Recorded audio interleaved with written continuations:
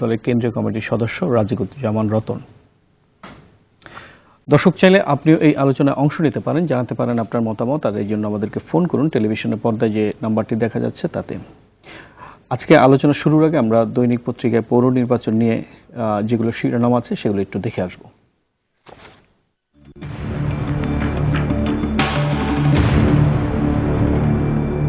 প্রথম আলো। বঞ্চিতরা হতাশ, বেকায়দায় আওয়ামী লীগ প্রার্থী। প্রতিদ্বন্দ্বীর সমর্থকদের হামলায় প্রার্থীর মায়ের মৃত্যুর অভিযোগ। কালের কণ্ঠ। দলীয় নির্বাচনে আরও উপেক্ষিত নারী। ৫ জানুয়ারি ঘিরে পৌর নির্বাচনকে ইস্যু করতে পারে বিএনপি। শোডাউনের প্রস্তুতি। সমকাল। শঙ্কায় মেয়র প্রার্থীরা। যুগান্তর। একাধিক মামলার আসামি ১৪৭ মেয়র প্রার্থী। দৈনিক ইত্তেফাক। ভোট কেন্দ্রের নিরাপত্তায় আনসার ভিডিপি। জায়জায় দিন। পৌর ভোটে নিয়ম ভাঙার ৩১ অভিযোগ, তদন্তে একটি। তদন্তের দায়িত্ব রিটার্নিং অফিসারের কাঁধে। গফরগাঁওয়ে কাউন্সিলর প্রার্থীর মা নিহত, হামলা ভাঙচুরে আহত ২০, গ্রেফতার ২। বাংলাদেশ প্রতিদিন। ক্ষুব্ধ সিইসি, হতাশ ইসি কর্মকর্তারা। দৈনিক ইত্তেফাক। মাঠ ছাড়লেন আওয়ামী লীগের ৯২ বিদ্রোহী, সাময়িক বহিষ্কার অর্ধশতাধিক। বিএনপির সিনিয়র নেতারা প্রচারণায় নামতে চান, নিরাপত্তা নিয়ে পিছু টান। প্রথম আলো। ৮৯ কোটিপতি প্রার্থী, আওয়ামী লীগের ৩৩ জন, বিএনপির ৫৬ জন। এমপি সাবের ফেনী স্টাইল। যুগান্তর। ১৫০টিতে নৌকা ধানের শীষের দ্বিমুখী লড়াই। রিটার্নিং কর্মকর্তাদের ইসির শোকজ। এমপি ও প্রার্থীদের আচরণবিধি লঙ্ঘন। কালের কণ্ঠ। আচরণবিধি ভেঙে বিজয় দিবসের অনুষ্ঠানে প্রার্থীরা। আওয়ামী লীগে সমর্থন বাণিজ্য। সম্পদ মামলায় বিএনপি শিক্ষায় এগিয়ে আওয়ামী লীগ। যুগান্তর। কোন্দলের শিকার ৫৬ মেয়র, পুলিশের বিরুদ্ধে প্রভাব বিস্তারের অভিযোগ, তদন্ত করে ব্যবস্থা নিচ্ছে ইসি।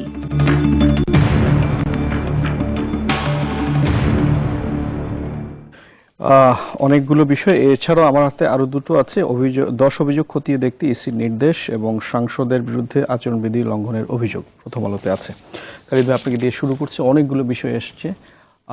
আপনার একটি সুষ্ঠু, অবাধ ও নিরপেক্ষ নির্বাচন করার ব্যাপারে প্রতিশ্রুতিবদ্ধ মানে সরকারের তরফ থেকে। তো আপনার কি মনে হয় বর্তমানে যে অবস্থা আছে তাতে আপনার আসলে কতটা আশাবাদী যে নির্বাচন কেমন হতে পারে বলে আপনি মনে করেন? দেখেন, নির্বাচনটা হচ্ছে অবাধ নিরপেক্ষ করার দায়িত্ব হচ্ছে নির্বাচন কমিশনের। আমরা রাজনৈতিক দল হিসাবে আমাদের দায়িত্ব যে আমাদের প্রার্থীকে বিজয়ী করে নিয়ে আসার। আমাদের প্রার্থীরা যেন বিজয়ী হতে পারে সেজন্য আমাদের যে মানে স্ব যে পৌর এলাকাগুলো আছে সেগুলোর ব্যাপারে আমরা আমাদের যে সমস্যাগুলো এবং আমাদের করণীয়গুলো ইতিমধ্যে আমরা চিহ্নিত করে ফেলেছি এবং জাতীয়ভাবে আমাদের স্থানীয় সরকার সম্পর্কে আমাদের কি চিন্তা ভাবনা, আমাদের দৃষ্টিভঙ্গি কি, আমাদের করণীয় কি, সেগুলো আমরা করে ফেলেছি। হয়তো আগামী ২-১ দিনের মধ্যেই আমাদের কেন্দ্রীয়ভাবে আমাদের বক্তব্যগুলো মাঠে ময়দানে আমরা নিয়ে যাব। স্থানীয়ভাবে আমাদের প্রার্থীরা ইতিমধ্যেই তাদের মানে স্থানীয় সমস্যা বা সুবিধাগুলো নিয়ে কথাবার্তা বলেছেন। কাজে আমরা এখন কিন্তু আমাদের লক্ষ্য হচ্ছে ৩০ তারিখের নির্বাচনে আমরা কিভাবে আমাদের এই নির্বাচনে আমরা জয়ী হতে পারি, আমরা সেই নিয়ে কাজ করছি। আসলে নির্বাচনটা আপনি যে কথাটা বললেন, নির্বাচনটা যে অবাধ নিরপেক্ষ করার ব্যাপারে এটা সিইসি যে ভূমিকা, আমরা অনেকগুলো বিষয় মেনে নিয়েছি, যেমন সরকারের তো এখানে একটা ভূমিকা থাকে, মেনে নিয়েছি। দেখেন, আজকেও আমি পত্রপত্রিকায় দেখলাম যে বিএনপির উচ্চ পর্যায়ে যারা একসময় মন্ত্রী ছিল এবং এমপি ছিল বা তাদের মানে সবচেয়ে সিনিয়র নেতারা মাঠে ময়দানে বক্তব্য রাখছেন, কিন্তু আমরা যেতে পারছি না। এটা কিন্তু আমরা কিন্তু মেনে নিয়েছি, আচরণবিধির মধ্যে এমপিরা যেতে পারবেন, আমরা কিন্তু মেনে নিয়েছি। কাজে আমরা আমাদের দলের পক্ষ থেকে নির্বাচনটাকে অবাধ নিরপেক্ষ করার ক্ষেত্রে আমাদের নির্বাচন কমিশনের যে আচরণবিধি আছে আমরা যথাসম্ভব মানার চেষ্টা করছি এবং যেই সব জায়গাগুলো ব্যর্থ হয়েছে সেগুলোতেও কিন্তু প্রথম যে ৩ জন এমপিকে তারা শোকজ করেছিল সেটারও কিন্তু তারা কিন্তু তাদের এক্সকিউজ যে তারা নির্বাচন কমিশনে চিঠি দিয়েছে। কাজে আমাদের পক্ষ থেকে বাংলাদেশের কন্টেস্টে আমাদের রাজনৈতিক দল হিসাবে আমাদের পক্ষ থেকে নির্বাচন কমিশনকে তার আচরণবিধি মেনে চলে নির্বাচনটাকে অর্থবহ করার জন্য যেই পদক্ষেপগুলো নেওয়া দরকার আমরা কিন্তু আমাদের পক্ষ থেকে সেগুলো নিচ্ছি। আচ্ছা, ঠিক আছে, আপনাদের বক্তব্য শুনলাম। এখন একটু বিএনপির ভাষ্যটা শুনে আসি। হাবিব, আপনিও দেখলেন অনেকগুলো শিরোনাম আছে এখানে, অনেক নির্বাচনী আচরণবিধি ভঙ্গের অনেকগুলো বিষয় এখানে আসছে। আপনাদের কি মনে হচ্ছে যে বর্তমানে যে ফিল্ডের যে অবস্থা তাতে কি আপনারা কি মনে করছেন, কিভাবে চলছে বা কিরকম হতে পারে নির্বাচন? আপনাকে ধন্যবাদ, দর্শক শ্রোতাকে স্বাগত। আসলে আমি একটা জিনিস বলতে চাচ্ছি যে নির্বাচন কি হবে এই সম্বন্ধে কিন্তু আমি যেদিন সিদ্ধান্ত হলো যে দলীয় প্রতীকের অধীনে নির্বাচন হবে, সেদিন আমার ইন্ডিপেন্ডেন্টের প্রোগ্রাম ছিল। আমি মনে ছিল নাকি, আমি ওদের বলেছিলাম কি হবে। আমি বলেছিলাম যে হবে হলো এই, এত আগে হবে এটা আমি চিন্তা করিনি, যে 26 তারিখে ছাত্রলীগের ছেলেরা যাবে কিছু লোকাল, যে 30 তারিখের পরে কিন্তু খবর আছে বিএনপির প্রার্থী এবং কর্মী সমর্থক বা যারা এজেন্ট হবে 27 তারিখে লোকাল আওয়ামী লীগ বা আদার্স এরা বলবে যে এলাকায় থাকতে হলে হিসাব করে যাও।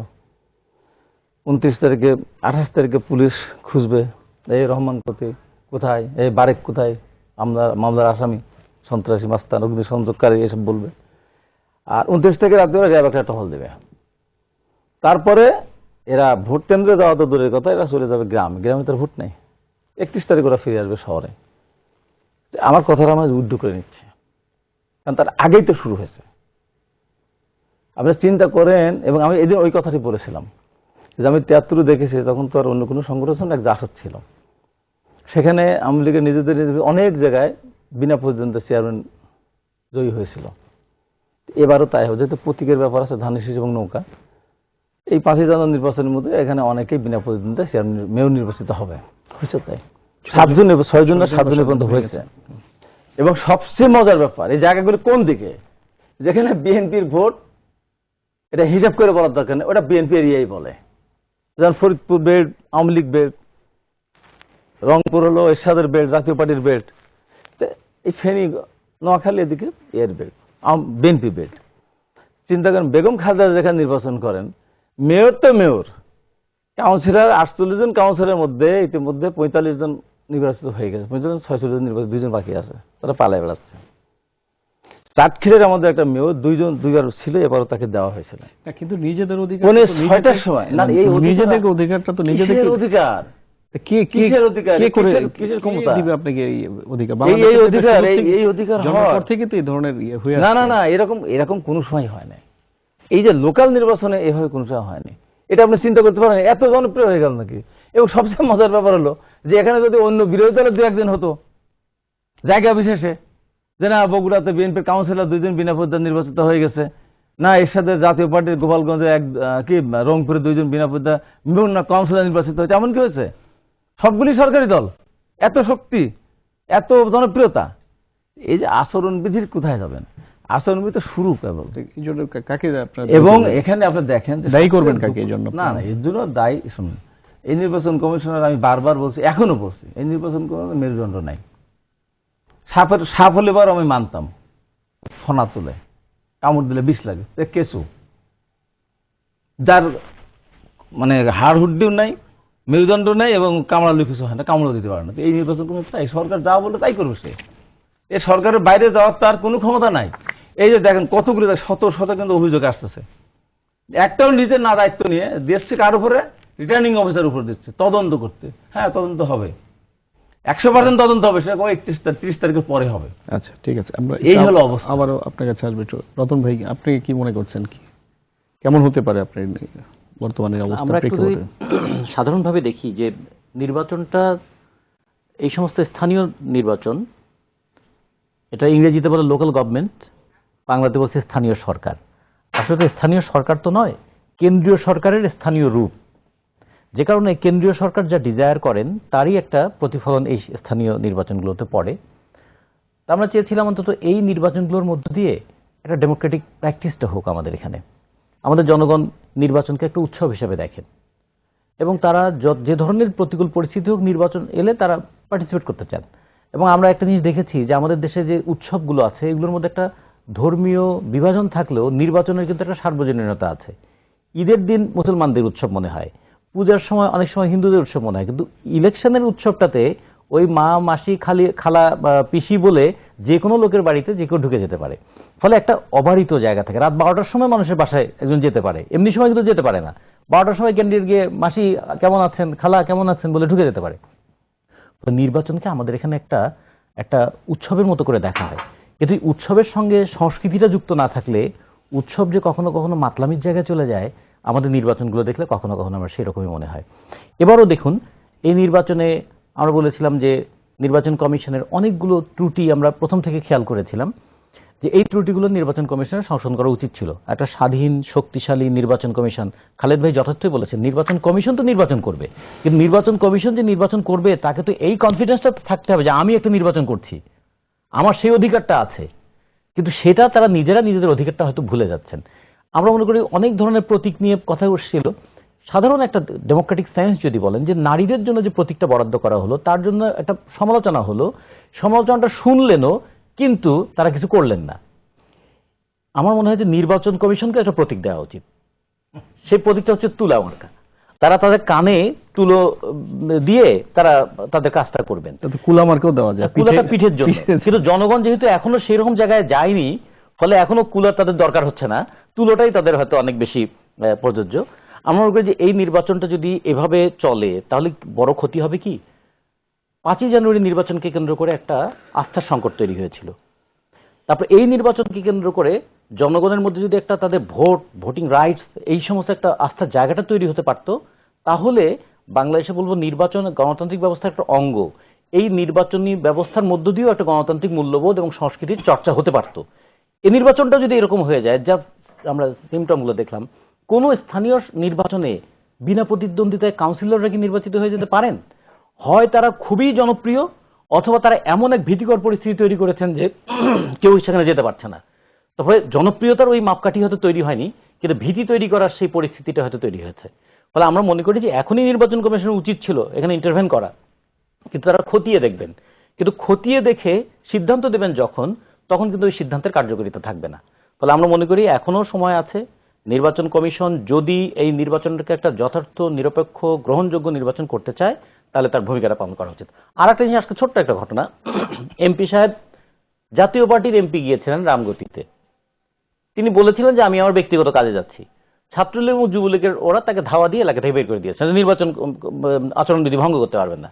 তাহলে নির্বাচন আচরণবিধি ভঙ্গন করতে পারবেন না জাতীয় পার্টি এমপি, কিন্তু সেটা যদি সরকার দলের এমপি হন, তাহলে এক্ষেত্রেও দেখেন যে আমরা মনে করি যে নির্বাচনকে কেন্দ্র করে একটা অন্তত সাধারণ স্বস্তির পরিবেশ যেটুকু আসার সম্ভাবনা তৈরি হয়েছিল, সেটাও কিন্তু আবার হুমকির মধ্যে পড়েছে।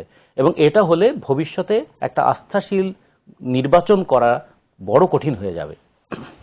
শামীম হায়দার পাটোয়ারী, এটা তো এটা নির্বাচনটা একটা স্পেস দিচ্ছে। এই নির্বাচনটা আপনি যদি নির্বাচনটা জাস্ট চিন্তা করেন, ডিসেম্বরে বাংলাদেশে কোনো পৌর ইলেকশন হচ্ছে না, তাহলে আসলে সরকারের বিরুদ্ধে যারা মুভমেন্ট করতে চায়, আন্দোলন করতে চায়, তাদের আসলে কি করার ছিল? তাই খুব সাকসেসফুল একটা আন্দোলন করতে পারতো, এর আগে তো পারা যায়নি। 5ই জানুয়ারিতে একটা তো প্রোগ্রাম দিত, একটা হরতাল, সেখানে খুব বেশি সাড়া পড়তো না। এটা একটা অপরচুনিটি নিজেদের জনপ্রিয়তা দেখানোর, সংগঠন শক্ত করার। নির্বাচন কমিশন লেভেল প্লেইং ফিল্ড করতে পারেনি, এটা সম্ভব না। যেখানে 300 জন এমপির মধ্যে আমি বলবো 90% এমপি হচ্ছে আওয়ামী লীগের, এবং সেটার একটা প্রভাব সবসময়ই স্থানীয় থাকবেই। খালেদ ভাইও জানেন, আমরা সবাই জানি, স্থানীয় পুলিশ প্রশাসনের মধ্যে এমপির মেসেজ একটা অত্যন্ত গুরুত্বপূর্ণ ভূমিকা পালন করে। তো সেখানে তো ইনিশিয়ালি এটা ফ্রম দ্য ভেরি বিগিনিং একটা আনইকুয়াল ফিল্ড আছে। কিন্তু আমরা যদি আস্তে আস্তে উদার গণতন্ত্রের দিকে যাই, যেটাকে আমি প্রায় 100 মাইল দূরে মনে করি, তো এই 100 মাইল দূরে গেলে তো আপনাকে একটা স্টেপ ফেলতে হবে। এই পৌরসভা ইলেকশনটা একটা স্টেপ হতে পারত বা হতে পারে, সেটা কতটা হবে সেটা আমরা ইলেকশনের পরে বলবো। আমি হাবিব ভাইয়ের মতো এত বেশি প্যাসিমিস্টিক না যে অলরেডি সবকিছু শেষ হয়ে গেছে, আমি এটা মনে করি না। আমি এখনো মনে করি না যে সরকার মহল থেকে অনেক বেশি রকমের প্রভাব বিস্তারের কোন চিহ্ন দেখা গিয়েছে, বাট সম্ভাবনাটা আছে। সম্ভাবনাটা কেন দেখা যাচ্ছে, কেন সবাই প্রিএম্প্ট করছে? বিকজ গত 2 বছরের অভিজ্ঞতা। এখন 2 বছর আওয়ামী লীগ বাংলাদেশকে এক ধরনের অভিজ্ঞতা দিয়েছে, হয়তো এটা আওয়ামী লীগ দেয়নি, নির্বাচন কমিশন দিয়েছে, কিন্তু দুটো এখন মিক্সড হয়ে গেছে।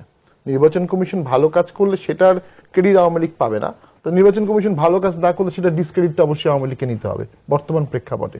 এটা একটা আওয়ামী লীগের জন্য আনফরচুনেট রিয়েলিটি। আর যেটি হচ্ছে যে এই ইলেকশনটি একটি বড় সমস্যা আমরা যেটা অনুভব করছি, যেহেতু জাতীয় ইলেকশন নিয়ে একটা সমস্যা ছিল, অনেক ভোটারদের মধ্যে ভোট কেন্দ্রে না যাওয়ার একটা প্রবণতা আমরা দেখতে পাচ্ছি। এটা ঠিক আওয়ামী লীগের দোষ বলবো না, বা এটা আওয়ামী লীগের ভীতিকর না, একটা ডিসেনগেন্ট টলারেন্স, আমি রাজনীতি করবো না, ভোটে যাব না, ভোট দিয়ে কি হবে, এরকম কিছুটা কিন্তু আচরণ আছে। এই সিচুয়েশনের অ্যাডভান্টেজ কিন্তু অটোমেটিক্যালি আওয়ামী লীগ পায়, কারণ আওয়ামী লীগ একটা আদর্শিক দল এবং তাদের একটা ক্যাডার ভিত্তিক দল, অর্থাৎ তাদের সমর্থন যে তুলনায় আছে সেই তুলনায় তাদের অ্যাক্টিভ কর্মী বেশি, যেটা অন্য দলগুলোতে নাই, বা বিএনপিতে তো একেবারেই নাই। তাদের সমর্থন আছে কিন্তু সেই তুলনায় অ্যাক্টিভিস্ট খুবই কম। তো সেই জন্য মাঠের যে আলাপ আলোচনার ফল ভোটে গিয়ে দেখা যায় সবসময় সেটা হয় না। আরেকটা জিনিস সবার মধ্যেই কাজ করছে, যে যতই কাজ করি, যতই ভোট দিতে যাই, শেষ পর্যন্ত হয়তো রেজাল্ট চেঞ্জ হয়ে যাবে। এই যে প্রিএম্পট করা হচ্ছে, এইটা কিন্তু দেশের জন্য একটা আস্থাহীনতার সাংঘাতিক ব্যাপার। আমি এটা প্রিএম্পট করতে চাই না, কারণ আমি মনে করি না আওয়ামী লীগ এখন পর্যন্ত এই ধরনের কোনো আচরণ দেখিয়েছে। অ্যাপারেন্টলি যে ছোটখাটো ঘটনাগুলো ঘটছে, এগুলো বাংলাদেশ যে কোনো ইলেকশনই হয়েছে, সবচেয়ে ভালো ইলেকশন যেটা, সেখানেও এই ধরনের ঘটনাগুলো কিন্তু ঘটে, যেটা আজকে দেখলাম আমরা পত্রিকায়। সমস্যাটা হচ্ছে এখান থেকে বিএনপিও একটা ডাবল বেনিফিট নিতে যাচ্ছে। যদি আমরা অনেক আসনে উইন হয়ে যাই, উইন হয়ে গেলাম, যদি উইন হয়ে না যাই তাহলে আমরা আবার আমাদের ব্যাকট্র্যাক করবো যে এই সরকার কোনো ভালো ইলেকশন করতে পারে না, আরো অনেকেই এটা বলছে। তো এখন আওয়ামী লীগকে একটা প্রমাণ করতে হবে, তারা এক ধরনের ইতিহাস সৃষ্টি করেছে, এখন আরেক ধরনের ইতিহাস সৃষ্টি করতে হবে। হেরে প্রমাণ করতে হবে যে আমরা জয়ী হতে পারি, হেরে প্রমাণ করতে হবে আমরা জয়ী হতে পারি। কারণ 73 সালে যে ইলেকশনটা হয়েছিল সেখানে তো আওয়ামী লীগ নিরঙ্কুশ সংখ্যাগরিষ্ঠ, জাতীয় ইলেকশনের কথা বলছি, 3টা বা 4টা আসন নিয়ে আওয়ামী লীগের একটা স্টিগমা আছে, তার মধ্যে অধ্যাপক মোজাফফর আহমেদের একটা আসন মনে হয়, ওটি কিন্তু অনেকদিন পর্যন্ত তাকে ক্যারি করতে হয়েছে, ইভেন 91 সালের ইলেকশন পর্যন্ত। তো ইলেকশন স্টিগমা এমন একটা জিনিস, এটা এক বালতি দুধের মধ্যে এক ফোঁটা চানা। সেটা তো আমরা মাগুরা ইলেকশন, হ্যাঁ মাগুরা ইলেকশন ছিল, তারপরে ঢাকার মিরপুর ইলেকশন বিএনপির আমাদের হয়েছিল, যেখান থেকে তো গণতন্ত্রের ক্রাইসিসটা শুরু হলো। এটা তো আসলে বিএনপির ফল্ট। 91 থেকে 96 ইলেকশনের যে আজকে যে শুরুগুলো হচ্ছে, এটা তো বিএনপির আমলে শুরু হয়েছে মেইনলি, আর আলটিমেটলি সেটা এন্ড হয়েছে 2006-এ, যখন ইয়াজউদ্দিন সাহেবকে অনেকগুলো ধাপ পেরিয়ে একবারে কেয়ারটেকার কোম্পানি হেড করা হলো। বাট সেগুলো হচ্ছে নেগেটিভ ইতিহাস। আপনি বর্তমান কোনো খারাপ কাজের জাস্টিফিকেশন আগের কোনো খারাপ কাজ দিতে পারেন না। আপনি আগের খারাপ কাজটাকে সমালোচনা করেছিলেন, তখন আপনি যদি ওটাকে মন থেকে সমালোচনা করে থাকেন, বর্তমানে আপনাকে ওই কাজে রিপিট করা যাবে না। আমাদের দুর্ভাগ্য হচ্ছে আমরা সবসময় অতীতে চলে যাচ্ছি, খারাপ উদাহরণটাই দিই। যদি দৃষ্টান্ত রাখার ব্যাপারে আগ্রহী। খালেদ ভাই, আপনার কাছে আসবো। যদি আপনি নির্বাচন কমিশনের প্রতিনিধিত্ব করেন না, তারপরও একটি কথা বারেবারই মানে সারা দেশ থেকে আসছে, এখানেও আসছে, সেটি হচ্ছে নির্বাচন কমিশনের দুর্বলতা, তাদের কারণে আসলে এত কিছু হচ্ছে। তো সরকারেও কিন্তু এখানে একটি বিষয় থাকে বাংলাদেশের মতো দেশে, যে নির্বাচন কমিশনকে অভয় দেওয়া, যে সরকার তোমাদের সঙ্গে আছে, তোমরা শক্ত আচরণ করতে পারো, সেই বিষয়টিকে আসলে আপনারা কতটুকু দিচ্ছেন? নির্বাচন কমিশনকে সরকারের কাছ থেকে যতগুলো সাপোর্ট তারা চাচ্ছে সরকার তাদেরকে দিতে বাধ্য। এখন পর্যন্ত নির্বাচন কমিশন বলেনি যে সরকারের কাছ থেকে আমরা এই ধরনের সাপোর্ট পাচ্ছি না, কাজে আমরা এরকম নির্দ্বিধায় বলতে পারি সরকার তাদেরকে সর্বাত্মক সহযোগিতা করছে। আসলে দেখেন, যে কথাটা আপনি বলছেন, নির্বাচন কমিশন বলেন বা নির্বাচন বলেন, হাবিবুর রহমান হাবিব বিএনপির পক্ষ থেকে যে কথাটি বললেন যে নির্বাচনে তিনি যেটা 30 তারিখে প্রত্যাশা করেছিলেন সেটা এখনই শুরু হয়ে গেছে, তার কথা শুনে আমার মনে হচ্ছিল, মনে মনে চিন্তা করতেছিলেন যে তিনি নির্বাচনে বিএনপি আসলো কেন, কি কারণে। এই কথা বলতে বলতে শামীম হায়দার সে কথাটা বলল যে তার একটা স্পেস খোঁজার চেষ্টা করতেছিল, যে 5ই জানুয়ারির এই যে 147 জন মানুষকে পুড়িয়ে মারার যে একটা, এই যে ব্যাকফুটে চলে গেছে, রাজনীতির ট্র্যাক থেকে যে গর্তের মধ্যে পড়েছে, সেখান থেকে গর্ত থেকে উঠার জন্যই তারা নির্বাচনটাকে একটা কৌশল হিসাবে নিয়েছে। আসলে নির্বাচন করা তাদের উদ্দেশ্য নয়, সরকারকে বিব্রত করা অবস্থা, নির্বাচন প্রক্রিয়াটাকে বিতর্কিত করা, নির্বাচন কমিশনকে বিতর্কিত, এটাই তাদের উদ্দেশ্য। না হলে একটা স্থানীয় সরকার নির্বাচনের কথা বলতে গিয়ে 73 সালের উদাহরণ দিই, 73 সাল 9 মাসের রক্তাক্ত মুক্তিযুদ্ধ, তার আগে 23 বছরের সংগ্রাম শেষে নির্বাচন একটা হয়েছে, সেই নির্বাচনের উদাহরণই তিনি দিলেন যখন কোনো রাজনৈতিক দল ছিল না, সদ্য গঠিত একটা দল ছিল, সেটা হচ্ছে যার প্রধান প্রতিদ্বন্দ্বী দল এবং ছিল বাংলাদেশ ন্যাশনাল আওয়ামী পার্টি, মূল প্রতিদ্বন্দ্বী প্রার্থী। সেই জায়গায় তখন এককভাবে আপনার বাংলাদেশে সংগঠন হচ্ছে বাংলাদেশ আওয়ামী লীগ, যেটা হচ্ছে মুক্তিযুদ্ধের নেতৃত্ব দিয়েছে। কিন্তু আজকে বিএনপি করতে গিয়ে হাবিব ভাই অনেক কিছুই ভুলে গেছেন। আফটার 75 এখানে হানা ভোট হয়েছে মার্শাল ল জারি করে, এবং হচ্ছে মার্শাল ল দিয়ে কিন্তু 1986 সাল পর্যন্ত মার্শাল ল গভর্নমেন্টের মধ্যে কিন্তু নির্বাচন হয়েছে, প্রেসিডেন্ট নির্বাচন হয়েছে, জিয়াউর রহমান দিয়েছেন, সংসদ নির্বাচন দিয়েছেন, এবং যেদিনকে 29 মে তিনি মৃত্যুবরণ করেছেন, 29 মে পর্যন্ত বাংলাদেশে সান্ধ্য আইন জারি ছিল। তো সান্ধ্য আইনের গণতন্ত্র উনি এখন পছন্দ করছেন, আর এখন এই গণতান্ত্রিক যে জনগণের প্রতিনিধি দ্বারা নির্বাচিত সরকার, যেখানে তিনি আসে সাবলা কি বলতেছেন, কেঁচোর সঙ্গে তুলনা করতেছেন, এইরকম গণতান্ত্রিক অধিকার নিয়ে যখন তিনি কথা বলছেন, তখন তিনি বলছেন যে না, এটা কোনো সরকার না। কাজেই বিষয়টা হচ্ছে যে আসলে বিএনপি রাজনীতির ছন্দ হারিয়ে ফেলেছে। ছন্দ হারিয়ে ফেলেছে মানে কি, দেখেন যে তাদের নেত্রী মানে কোনো ধরনের ছাড়াই জনগণকে যেভাবে জিম্মি করে রাখলো 193 দিন, এবং ইভেন তিনি বললেন যে না আমি যাব না, তার নিজের সন্তান মারা গেছে, সন্তানের কবর পর্যন্ত জিয়ারত করতে যান নাই, না এই সরকারকে না ফেলে আমি যাব না। অথচ কয় যায় আদালত মানি না, বিচার মানি না, কিন্তু তিনি দেখা গেল ওই অফিস থেকে তিনি আদালতে গেলেন, হাজিরা দিলেন, বাড়িতে ফিরলেন, সবই করলেন, কিন্তু মাঝখান দিয়ে এতগুলো মানুষকে হত্যা করলেন। আবার আজকে টেলিভিশনের আপনি দেখলাম যে পত্রিকায় আপনি দেখালেন যে নির্বাচন করা তাদের উদ্দেশ্য নয়, নির্বাচনকে বিতর্কিত করে আগামী 5ই জানুয়ারি যে 2014 সালে যে নির্বাচন হয়েছে সেই নির্বাচনের তারিখকে ঘিরে তারা একটা নতুন ভাবে তারা একটা ক্ষেত্র তৈরি করার চেষ্টা করতেছে। এই যদি উদ্দেশ্য হয় তাহলে নির্বাচন কমিশন আপনি কি করবে? একটা রাজনৈতিক দলের উদ্দেশ্য যদি নির্বাচন কমিশনকে গর্তের মধ্যে ফেলানো, বিতর্কিত করা, বাংলাদেশের গণতান্ত্রিক প্রক্রিয়াকে যে বিপর্যস্ত করা, বাংলাদেশে পাকিস্তানি ভাবধারা সৃষ্টি করে এদেশের যে জাতীয়তাবোধ, এদেশের যে মূল যে চালিকা শক্তি সেটা যে কলঙ্কিত করা যে উদ্দেশ্য হয়, সেখানে আপনি এই যে সুন্দর বিষয়গুলো নিয়ে আলোচনা করার জন্য যেটা আমরা যে বসেছি, সেখানে ফলাফল আপনি পাবেন কিভাবে? আচ্ছা ঠিক আছে, আমরা কিভাবে ফলাফল পাবো এই বিষয়টি আমরা আলোচনা করব, তবে বিরতির পরে। দর্শক আপনারা দেখছেন নিটল টাটা আওয়ার ডেমোক্রেসি, নিচ্ছি ছোট্ট একটি বিরতি, ফিরছি কিছুক্ষণ পর।